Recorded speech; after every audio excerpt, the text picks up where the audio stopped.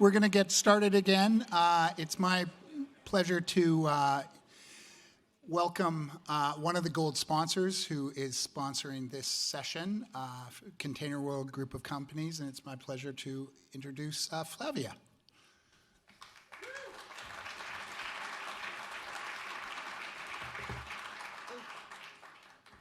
Hi, everybody. Don't know if that's on, but I can yell. Thank you, Ken. My name is Flavia Kilger. I am the Business Development Manager of Container World Group of Companies. I had a different idea of what I was going to talk about or tell you as a story or whatever this morning. But last night, what happened, or yesterday afternoon and last night, is actually a much better story.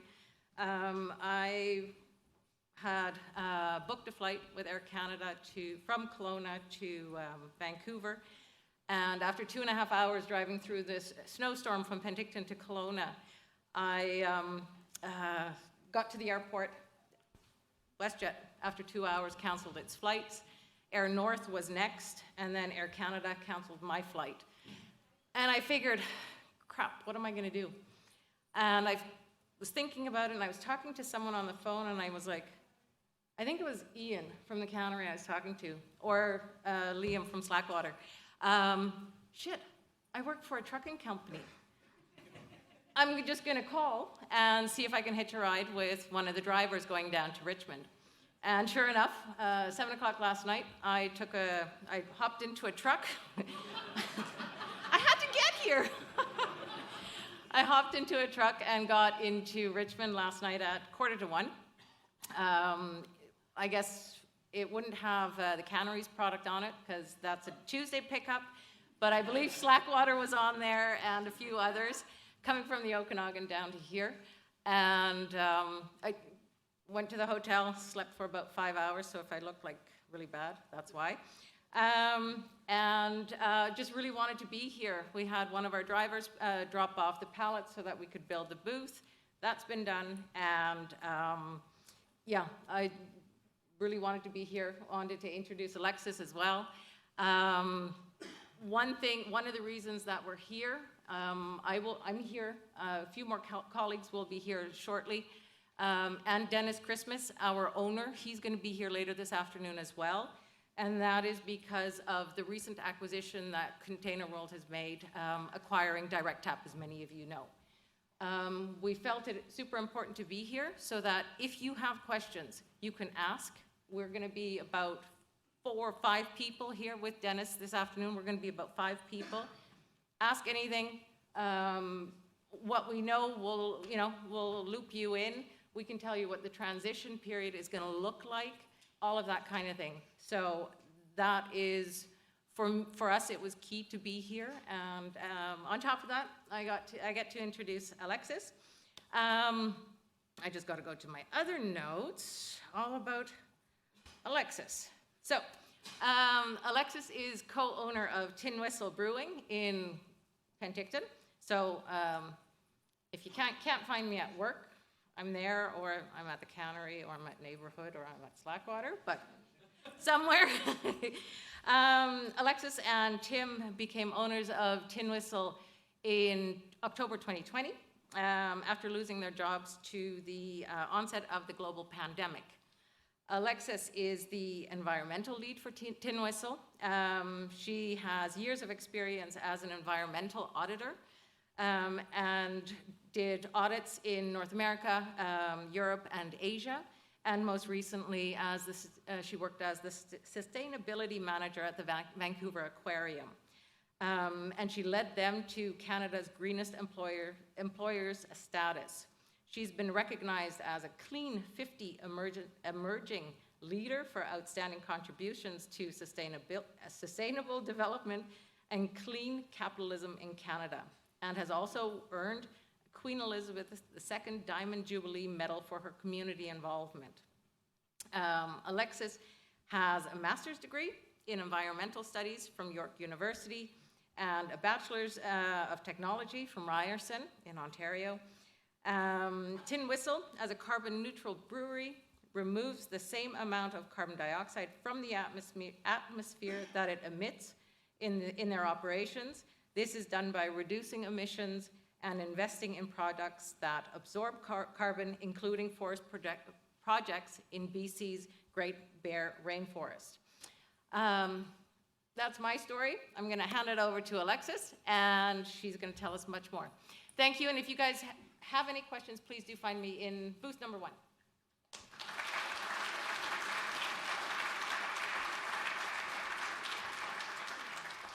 Do you have the handheld, or can I use a handheld mic? Or?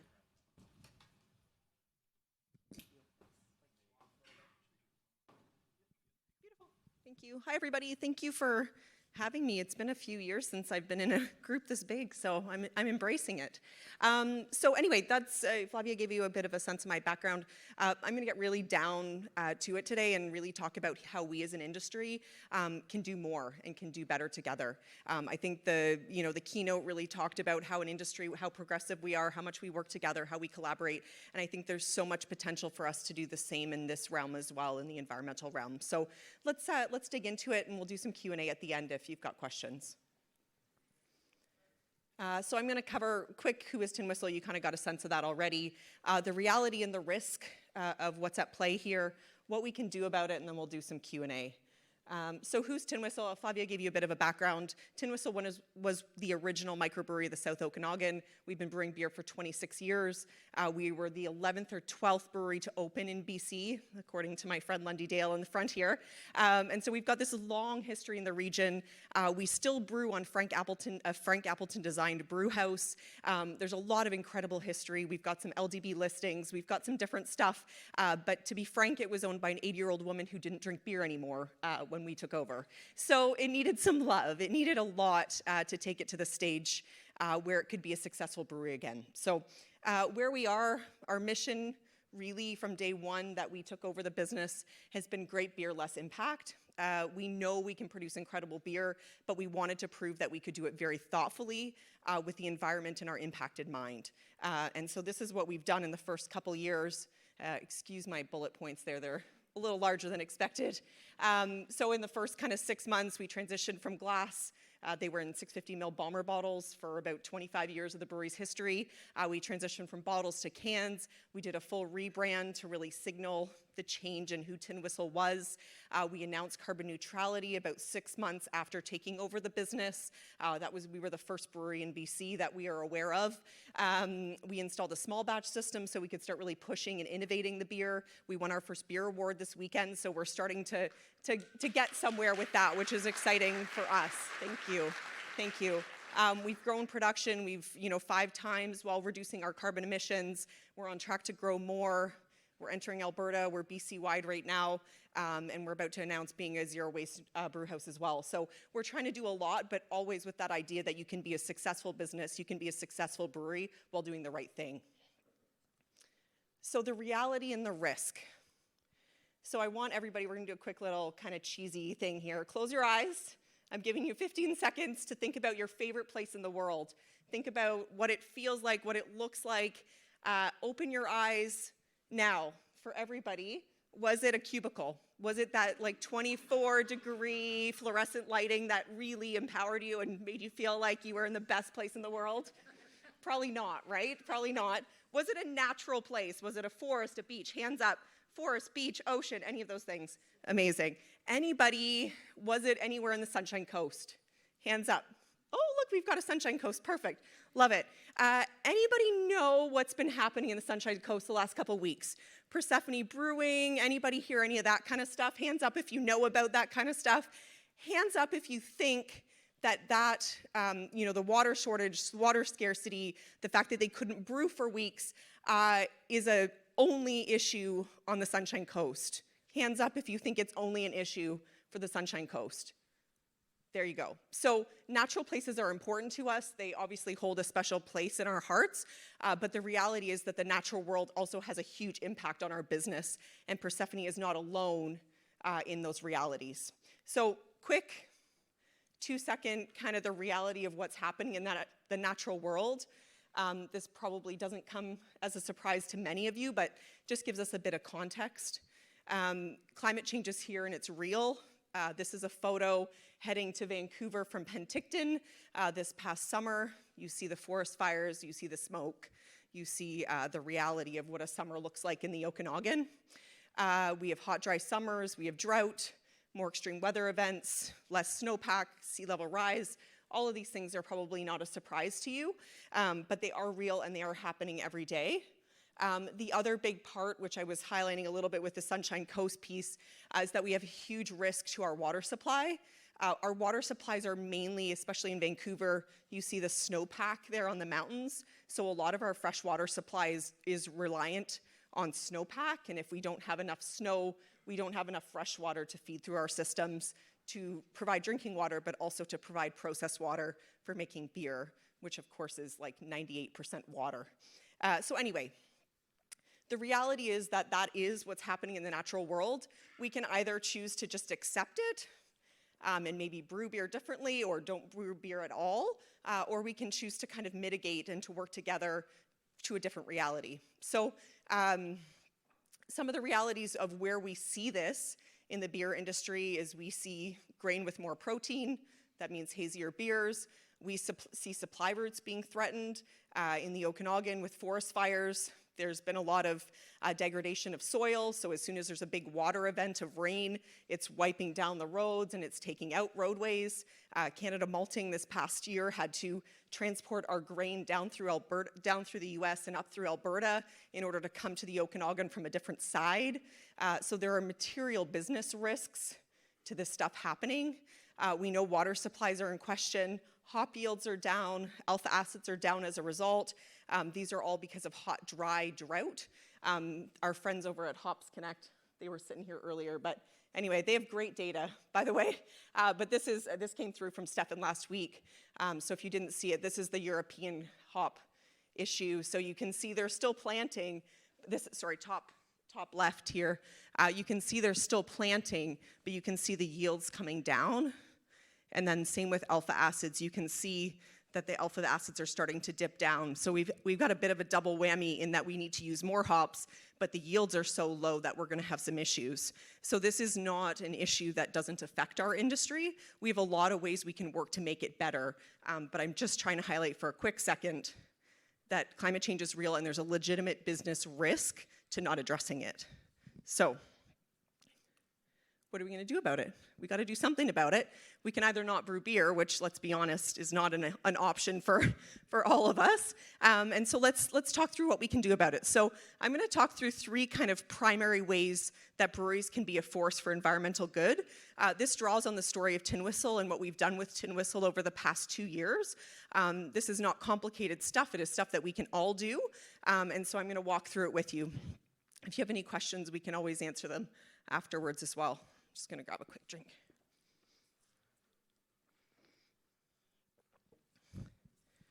All right, so kind of three ways that we can be a force for environmental good. The first one is we need to measure. The second one is we need to do some prioritization. We need to prioritize what's important. And the third one is we need to think about our attitude and our approach. So the first one is to measure. You've probably heard that whole concept of you can't manage what you don't measure. So if we don't actually know what our impacts are or how we're using things, then it's going to be pretty hard to make a change. So there are some ways that breweries already have a lot of data. They're not monumental. Your accounting department, your bookkeeper, your brewer probably has this information already. Utility bills are an immense wealth of information, believe it or not. You get natural gas from Fortis, BC. You probably get your electricity from your local municipality or BC Hydro. And so those bills tell you how many kilowatt hours, how many gigajoules of natural gas you've used. So there's a lot of data already sitting in your brewery. You have purchase orders and invoices that tell you probably how many pack techs you purchased, how many cardboard flats, what types of hops you bought. There's a lot of data there already. And just from your general curiosity, you can start to kind of figure out some of the numbers. You know, how many short cans are you wasting on a canning run? You know, how much is wasted when you're testing your beer, doing gravity tests? There's lots of ways you can gather this data so you have some measurement. There's also more data you can gather. Waste is always a tricky one, so your garbage and recycling stuff. Waste haulers will often measure that stuff for you. You just have to ask. So you can start to get some numbers around how much you're putting in the garbage. Garbage goes to landfill. Landfills produce methane, which contributes to climate change. So garbage is important. You can dumpster dive. I was in Nancy Moore's class one day, and she has dumpster dived. So if Nancy Moore is not above it, neither are you. Jump in, and you can start to see what's in your garbage. I mean, we dumped it out on the floor. You can dive in, whatever. And you can start to see, you know, we found nitrile gloves, packing straps, label backs, grain bags, foil bags from hops, all going to landfill. So there's lots of data.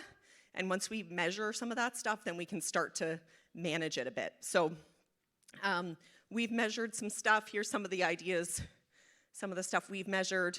So we know these are 2020 numbers, but just for more for a point than anything else. You know, about 50,000 kilowatt hours of electricity we use. That's for kind of anything that goes in a plug, lighting, compressors, that kind of stuff. We used about 420 gigajoules of natural gas a year. We have a natural gas-fired kettle, so that uses a big component of it, as well as space heating. And then we sent about, this is in 2020, about 12,000 kilograms of waste to landfill. This is before our big changes. And so we work with a company called Climate Smart, which is a kind of coalition of Canadian businesses. And they provide training, and they also have a carbon calculator. So we can input all of our data in, all the stuff we've measured in, and it helps us to figure out what the climate impact is of it. And we summarize that in kind of greenhouse gas emissions. So you can see here from the electricity use, we're contributing about 0.57 tons of CO2 to the atmosphere. From the heat, about 22. And from our garbage, about 6.5, 7. This isn't the full entire footprint, but it gives you a bit of a sense of where some of the emissions are coming out of a brew house like ours, and probably like yours as well. The reason why you'll see electricity, we use quite a bit, but it has a very low kind of carbon emission or emission associated with it, is because in BC our energy mix is so clean. We use a lot of hydro, we use a lot of solar, and so those things don't have a really large kind of carbon footprint or a kind of a greenhouse gas associated with them. So it's important to keep that in mind, because when I talk about prioritization, you'll see kind of where our biggest impacts are really around heat and garbage in our facility. So once we've got some numbers, we can actually start to figure out what's important and what isn't. So in terms of prioritization, you know, you have to choose how best to act, make the changes that matter, make the changes you're able to do. Sure, we would all love to not have an impact, but sometimes the financial bottom line doesn't allow us to do that, so we have to prioritize and choose what we can do as a business. My husband is a business capitalist kind of person, and I'm an environmental crunchy granola kind of person, so there's always lots of conversations about this, but there's definitely a way to be a sustainable business and do it in a way that works for business as well. So prioritize. We look at our biggest impacts, so I showed you the numbers there. You know, if we make a 1% reduction in our natural gas use, it has a far larger impact than if we were to reduce our electricity by 1%, because the greenhouse gas emission and the carbon footprint of natural gas is so much higher. So we really start to think about where the biggest returns are gonna come from. There are lots of ways, if you don't know how to prioritize your impacts, there are a lot of ways and people who can help you with that.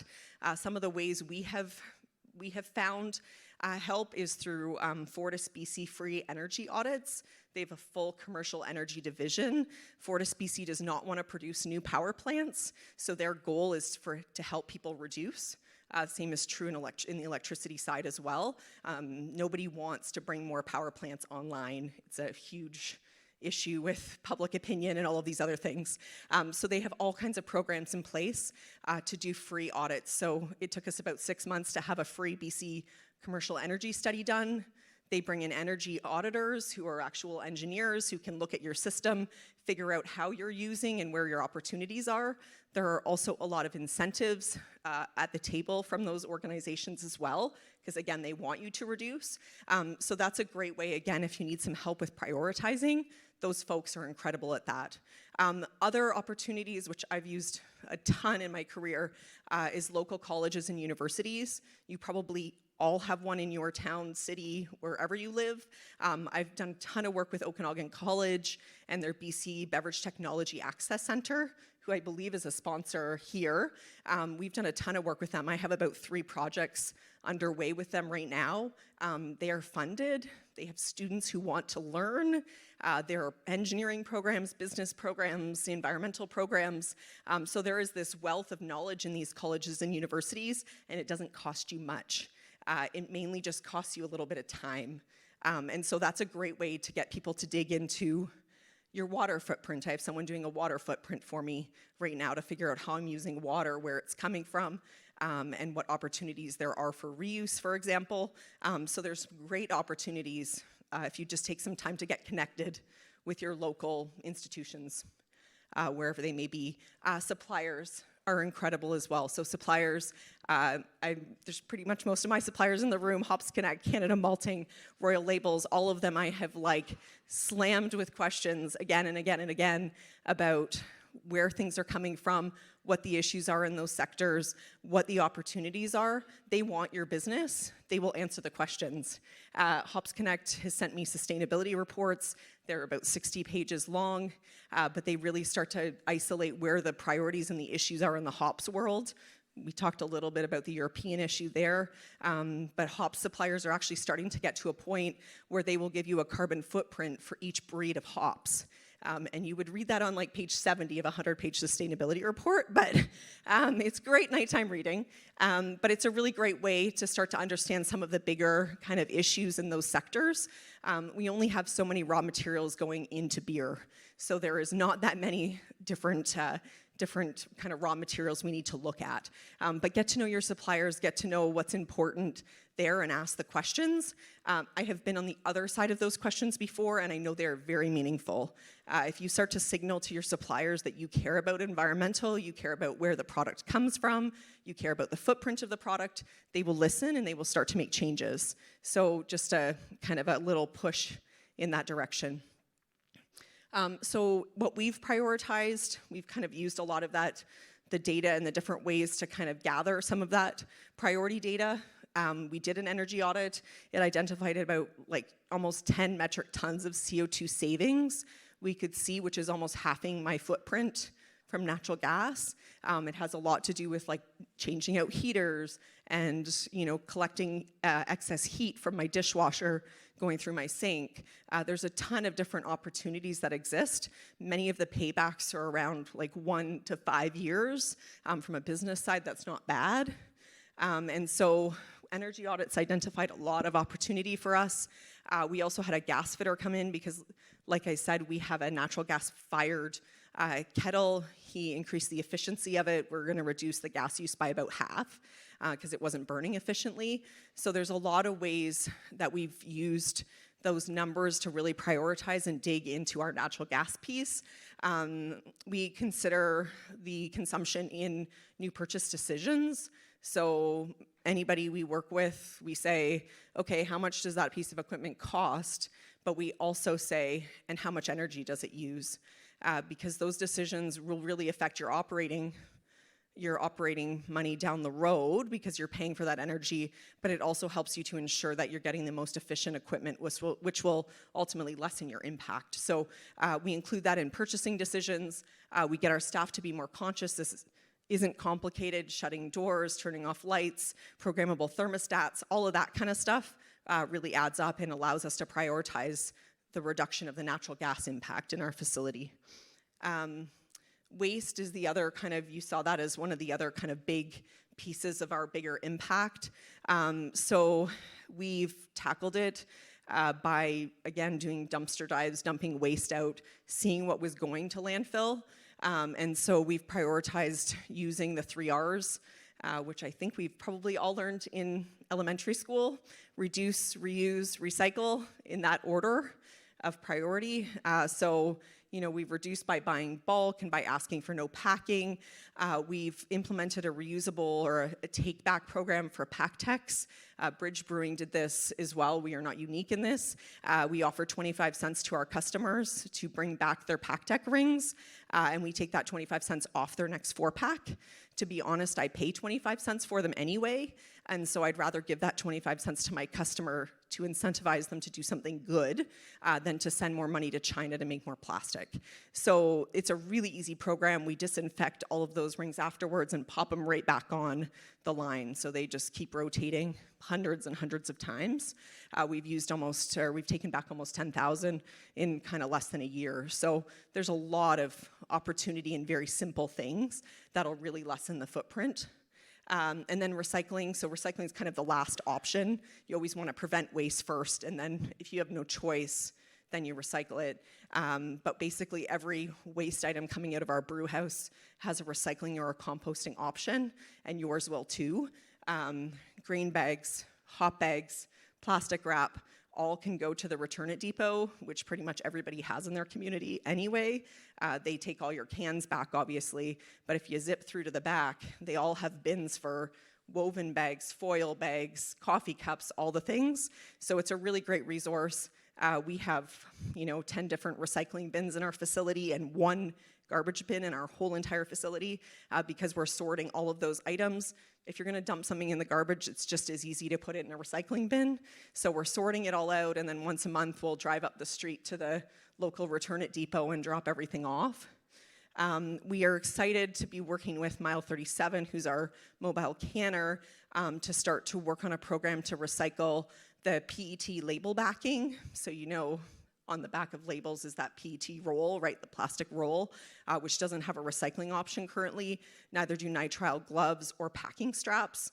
Those were the kind of 3 remaining waste items we couldn't find a solution for and we couldn't get rid of. And so there's actually a local recycler in BC that I've worked with before that's opening up a program for those items. So we'll make sure to keep everybody in the loop on that. And Mile 37 is gonna be a support for that because they take all of our waste back from our canning operations. So there's a lot of potential to drive to zero waste in breweries. Our wastes are not that unique. You probably have the same waste that I have, and I'll be a zero waste brewery by the end of 2022. So there's a lot of potential there to really further lessen our impact. This is what it looks like on the ground. So you'll see my pack tech. The left-hand side here, you'll see the different pack tech colors because that's what I'm sending out in the market, and my branding doesn't really matter if I have a blue pack tech, a white pack tech, a yellow pack tech. To me, it signals a change. It signals that we're trying to do something differently. Just don't send them out in reusable flats, reused flats. My sales manager almost had a heart attack when I sent this to a liquor store because they weren't sure if it was Old Milwaukee or Neutral or Tin Whistle. So just a forewarn, the industry's not quite that ready.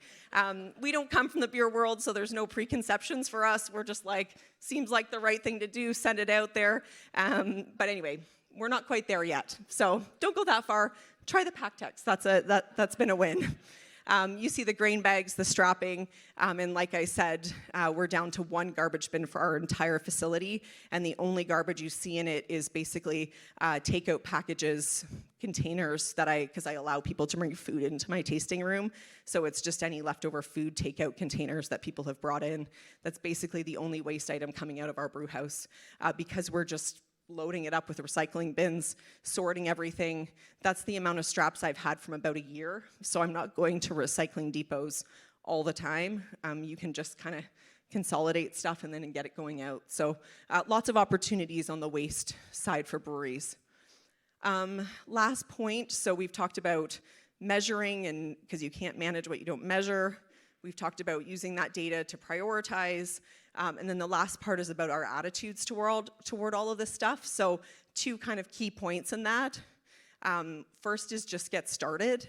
The reality is I could have waited around to figure out the carbon footprint of all my raw materials coming into my facility. I could have worked with Canada Malting and Hops Connect and all these other folks to figure out how those products were coming into my facility, what type of transportation they were coming on, where they were coming from. But a lot of those supply chains aren't ready with that information yet. So I didn't let that deter us from moving forward and measuring what we did know. So our brew house and our brewery is carbon neutral because that's the information we know at this point. We will continue to work with our supply chain as well as our beer delivery companies to further understand the impact of that side of our business. But we had to get started, and you can get started too. You don't have to wait for all of the information. You can get started.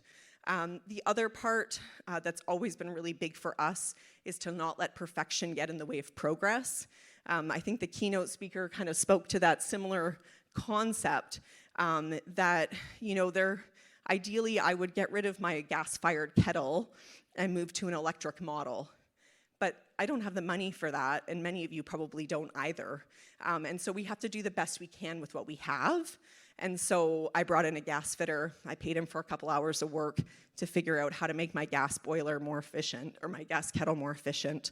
So there's ways that we can start to work in the right direction, but not letting perfection be the ultimate goal. The other one that we're really working on that's really fun right now is around CO2 capture. So I would love to buy one of those really cool CO2 machines that capture CO2 from fermentation, scrub them, and let me reuse carbon dioxide in, carbonating my beer. But those systems are expensive, and I just don't have the money for it. So instead, we've partnered with Okanagan College with the BC Beverage Technology Center. We are bringing algae into brew houses. So I'm going back to my aquarium days here. We are basically bringing aquariums full of algae into our brew house.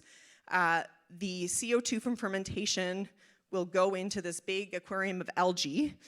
Algae actually goes through photosynthesis the same way that a tree does. So it absorbs carbon dioxide and releases oxygen. Oxygen is not an issue in the atmosphere. We're happy with oxygen, it's good. CO2 we're not so happy with because carbon dioxide is a greenhouse gas contributing to climate change. So we're trying to do things differently. That system may not be perfect. It would be way better for me to be able to reuse that carbon dioxide and just keep it going in kind of a circle in the brewery. But that's not the stage we're at. It's not where the technology is yet.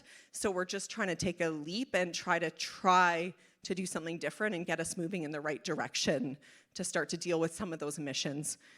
This is what that algae bioreactor looks like. So this is algae on the left. Algae can also be food grade. You do drink spirulina in your smoothies, that's algae. So you can see these IBC totes, which are very calm. I mean, I think many of us use those in our breweries anyway, super cheap and cheery. They move with a forklift. So we are loading those IBC totes with algae. You can see the guys in the middle there hooking it up to our 40-hec fermenter. You can't directly send carbon dioxide into an aquarium of algae. You have to slowly dissipate it because it's too fast sometimes in fermentation. So there's some compressors and stuff involved. And then you'll see on the right, it's magenta because that's the color, the light wavelength that algae needs to survive. It's that magenta color wavelength, or the red-blue kind of color wavelength.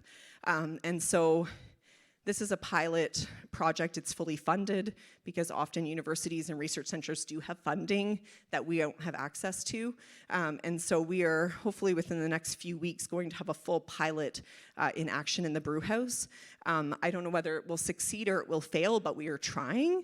And that's what it's all about. It's about getting started. It's about not letting perfection get in the way of progress. And it's also about joining together. So for us, I come from a lot of different industries that are very competitive, that have come together around sustainability because it's the right thing to do.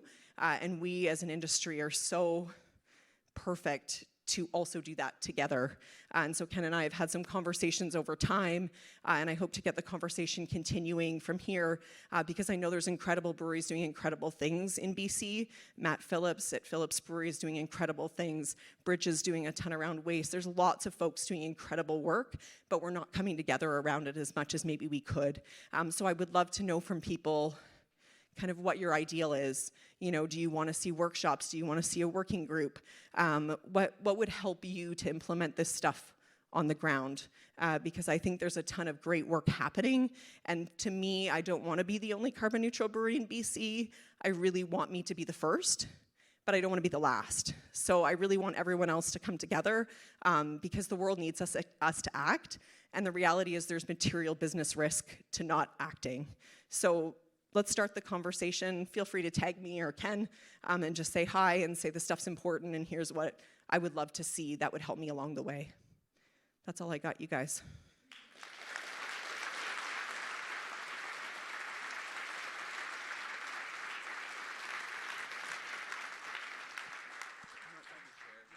Oh, you want it? So I'm going to use this if there's questions, and you're going to answer them. Good. Sounds perfect. Is there questions? I'm going to do my best Phil Donahue thing. That was a guy who had a talk show for... Never mind. About 1% of the room knows that. Oh, sorry. I thought I was in the way of the camera, but you're following me. That's how cameras work. Yeah. Any questions? You can put your hand... Yeah, okay. Stairs, steps. That's good. Ken's good. Healthy, Ken. Was it you? No, me. I had a question about the zero waste thing. What does that actually mean? Is that 100% of your waste doesn't go into landfill? That's right. Thank you for asking that question.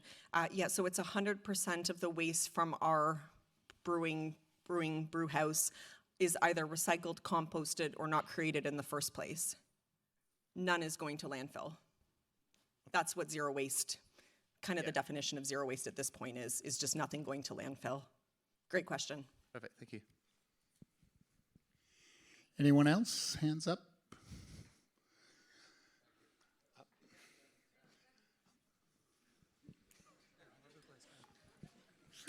I was curious how the consumer feedback has been when you sort of present this to them. Yeah, no, such good questions, you guys. I actually have another research project underway right now with UBCO to study what stories and what piece of the environmental picture are meaningful to our consumers. We send beer BC-wide, so we see more traction in Vancouver, for example, than we do in the Okanagan. There's just a bit of a different culture and mindset. But it'll be really interesting to see what comes out of this study. We're about to send beer into Alberta as a carbon neutral brewery as well. And we have certain thoughts around oil. We would way rather oil come from Canada where women are treated properly than to come from overseas. So there are lots of different ways that we're seeing consumers come forward and say, hey, this is important to me. Through reviews or through coming on site to the tasting room to have conversations. But we don't have one kind of comprehensive set of data that says this is meaningful, consumers want it.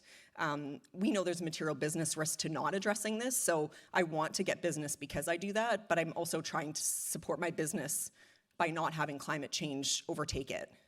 So it'll be interesting to see what kind of data we'll get from that study. Yeah.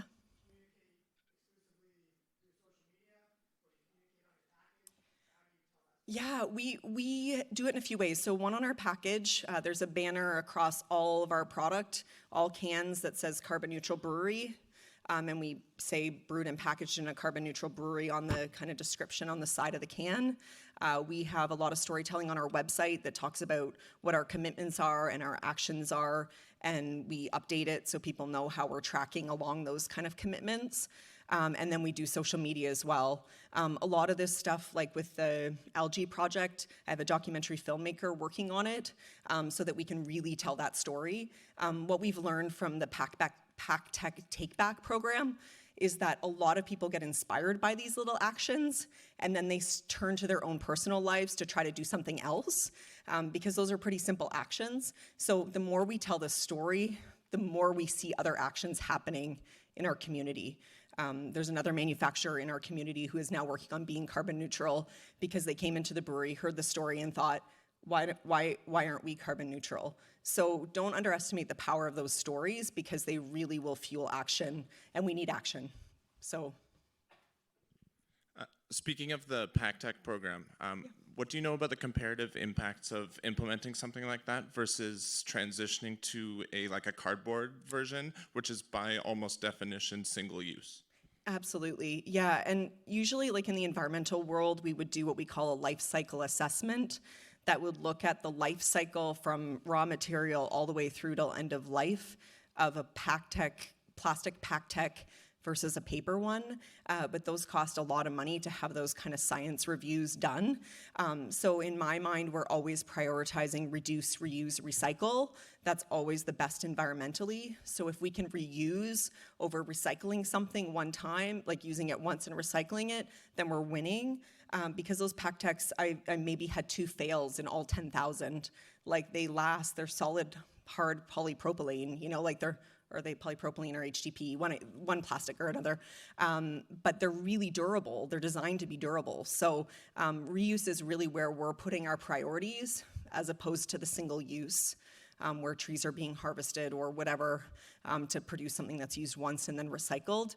Recycling is never ideal. The recycling system isn't ideal. You know, the reality of everything we throw into our blue bin, not all of that gets recycled, and there's a lot of energy to recycle. So if we can reuse stuff, that's a better win for the environment. So thank you for asking that. Okay, that side of the room. Excellent. You got this, Ken. Most exercise I've had in 1,096 days. Thank you.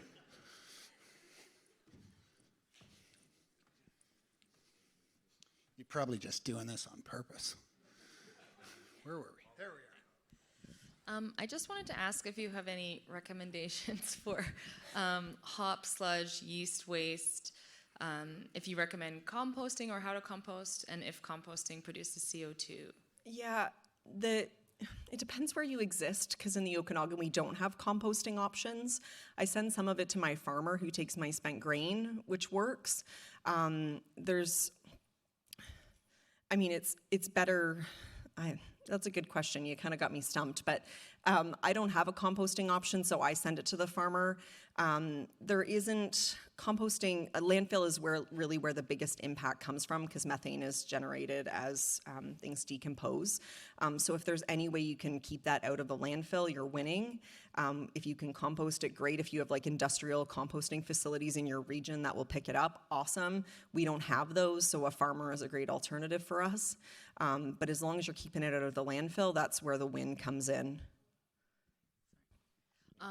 We are a farm, so you are. Look how it. can we make a compost system? Is kind of. You know what? Your municipality is an incredible resource. I go back to the municipality all the time. They all have sustainability folks that work pretty much. Most municipalities are carbon neutral. Penticton is carbon neutral. And so they all have sustainability folks on staff. So go to your municipality, say, what do I do? I want to start composting. What do I do? And they'll get you connected with the right people. This is a part of the federal and provincial government push, right, to address climate change. So all municipalities have a sustainability person on staff who can at least point you in the right direction. And maybe it's a student project, maybe it's something, but you'll get connected through the municipality, certainly.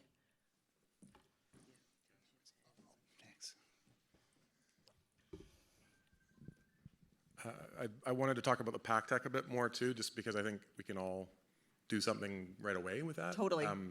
I know in Washington they have a lot of those recycle bins when you go into breweries that say donate your pack techs. Has that ever been considered here? Yeah, I've seen it at different breweries. To be honest, as long as the pack techs are being used in the brewery they're brought back to, I think that's a win. As soon as we start transporting pack techs from one brewery to another, or from one facility to another to be washed to another facility, then there becomes quite a bit of an environmental impact just from transportation. And the reality is they're pretty simple. I mean, we disinfect stuff every day in a brewery, so it's not a complicated process. So as long as, however you collect them, I have a bin and I have a record, the highest number I've been brought back are like 500 by one person. And so I keep a little record tally on the chalkboard there, and people really love that because it fuels the kind of competition. But as long as you're using them on site and you're cleaning them and disinfecting them on site and recirculating them, that's where the win comes in. There's different models for lots of different types of waste that involves like picking it up, transporting it somewhere else, and then you just get more impact. So if we have the ability in brew houses to disinfect stuff and we can throw some PacTex in a bucket with some disinfectant, like, let's do it. And did you give him 25 cents for all 500? I gave him 25 cents for every single one. That's incredible. 'Cause Yes. Well, I know pay people who 25 bring in cents for like them. hundreds, and you're like, and I'm like, Absolutely, and I celebrate it because I pay 25 cents for them anyway. I'd way rather incentivize my customer to come back to my brewery, do something good, and buy more beer. So that's where the win for me is. I really appreciate that. And then Thank you. one last question about PacTex. Of course. Is it true that certain colors are better to buy than others? Yeah, definitely. So black PacTex, and you'll see some of my photos. I was using black PacTex, so I'm guilty of this too. Some black plastics can't be picked up by the optical sorters in recycling stations. So because black isn't easy to kind of see by these optical sorters that sort plastic and paper and all these other things, so sometimes those black PacTex will end up in landfill if they do end up at a recycling depot. So we've transitioned to white PacTex. But basically any color is better than black because black won't be seen by an optical sorter in a recycling station. So if you can move to any other color than black, you're winning. If they hit the recycling scene, at least you know they're gonna be recycled and not hit landfill. So aim for any color but black, please. Anyone? Oh, right there. Thanks for your presentation and your work. Thank you guys are doing awesome work. I'm curious about measuring your impact. I know the Brewers Association of America has basically a tool that allows you to measure your footprint based on all kinds of inputs. Yep. It's not necessarily designed for Canadian metrics, so it can be hard to use, but that's something I would love to see all of us have access to. I don't know if you've connected with those folks at all. Yeah, I haven't, but you're right. The data is very specific to region. Like in some states in the US, the majority of their electricity comes from coal power, for example, not from hydro like here. So the impact is very different. So it is very important to have, if you're calculating that information, to have very local data. Like provincial is fine, provincial data is fine. We've been working with Climate Smart, who is an organization I've worked with in past at the aquarium and other places, and they're a membership model, so you pay annually, and they provide training and resources and stuff, but they also have a calculator, so you can input all of your data, how many kilowatt hours of electricity used, how many gigajoules of natural gas, all of this data in, and out comes, you saw my little pie chart there that kind of showed how many tons of CO2 we released from those processes.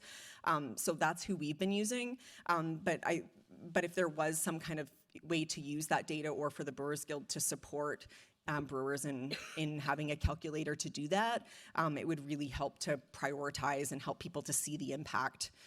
So that data exists, it's just connecting all of us with it. I think that's the missing link there. Thanks. Anyone else? Oh, okay.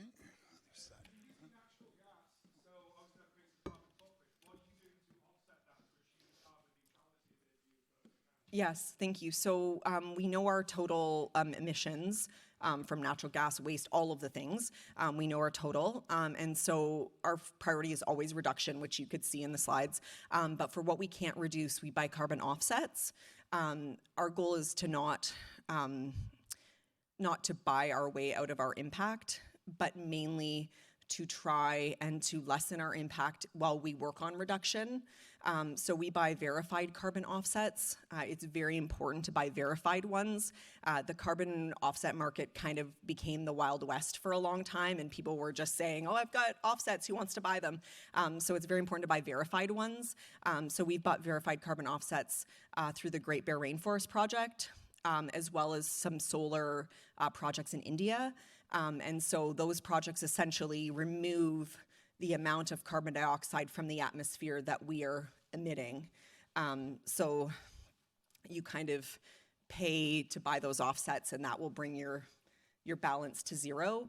But I say that with the idea that we always work on reduction first. So I'm okay to offset those emissions as long as I continue to drive reduction as far as I possibly can. But it's about not letting perfection get in the way of progress. It's about driving as close to zero as I can and then offsetting the remaining. So.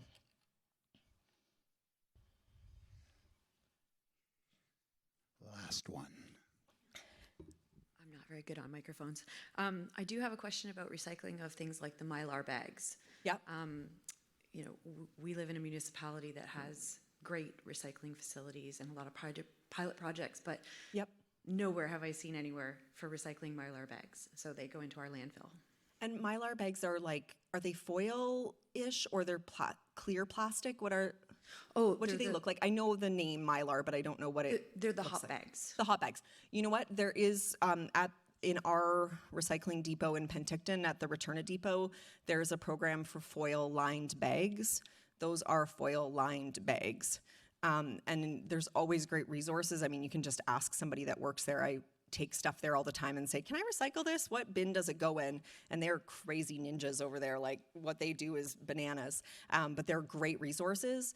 Your municipality will also have a waste wizard on their website where you can enter in, Mylar bags or, whatever it is, and it'll tell you what to do with it in your municipality. So there are resources that exist, but our Return a Depot in Penticton will take foil Mylar bags back and they burn them to create energy. Usually it's not the ideal solution. They don't become another Mylar bag, but they're not going to landfill. So there's a bit of a win there.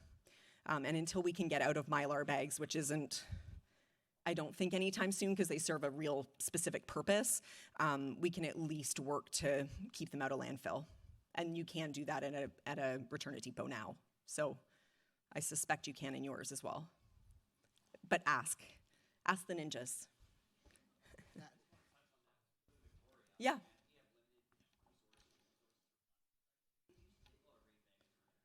Yeah. Really?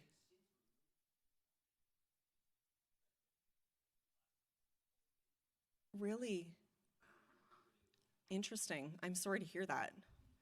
That is, as we talked this morning, a good time to go to your local new mayor and council to say, what are you doing?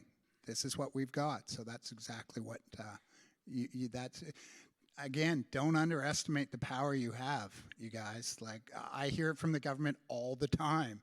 We undervalue our power in this province. So there's Alexis, that was awesome. I really, I love this term, don't wait for perfection to get in the way of progress. I think we've touched on that in both of the morning sessions. Do something, get active. If it's a PACTech program or if it's the #NotMe app, and just get it started, right? It's small steps. It doesn't have to be the next solution to everything. It just has to be the first small step that we take. So thank you very much. We do have a gift for you. Thank you very much. That was awesome. The trade show is now open. Yeah, trade show's open. That's where the beer is. So we are back at, what time are we back at? 1:45, and then the seminars will be in the separate rooms. So remember, the brewing seminars are all in this room. And there's signage and everything downstairs.